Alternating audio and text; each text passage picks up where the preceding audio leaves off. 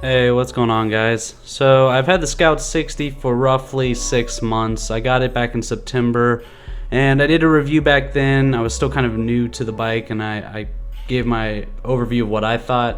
But given that I have had some time to ride it and actually, experience the Scout 60 to like as much as you probably can in 6 months, I kind of wanted to give you an overview again.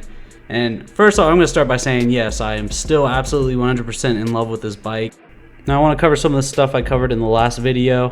One of the things is the wheels are wide and the bike is heavy. It's a good 500 pounds, give or take. And with that being said, your turn radius is not going to be as good as it is with a smaller bike. Also, if you're planning on getting this bike as a beginner bike, I mean, you can do it. It's absolutely possible. That's what I did. But I am going to say that smaller bikes are easier to ride. You just don't have the power. Definitely recommend this bike though. I highly recommend this over any bike that I've seen so far. Not only does it drive well, it looks nice. It's a very nice looking bike. The next thing we're going to cover is the seat. It's a comfortable seat, I'll give you that, but after about 30 minutes I start to feel it in my spine, and I think it's because I have a weak lower back. But some of you may have lower backs like mine. If that's the case, you may want to look at a different seat.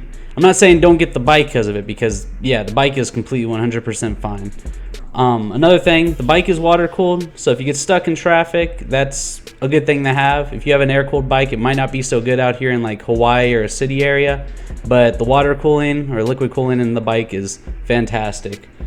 Another thing that you're going to want to know about is probably the exhaust. Everyone wants to know about the exhaust when it comes to motorcycles. So what I'm going to say about that is, if you want a loud exhaust, you're going to have to get another one installed. This exhaust is not very loud. Not that I have a problem with that. I personally like that it's not super loud, but some people want the loud exhaust so they can be noticed on the road, which is a safety thing. I get it. Another thing is the headlight.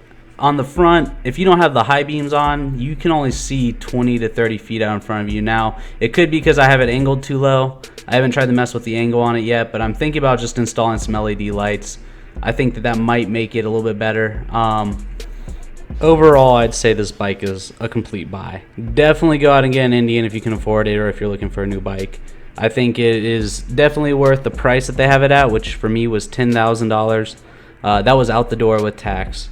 So that's it for this review. If there's something on the basic information that I missed, go ahead and leave a comment down below. I'll be more than happy to answer any questions I can for you guys. Make sure you guys just keep a lookout for future videos. I'm going to keep posting some on the Scout 60. And as always, thanks for watching, and I hope to see you guys back here.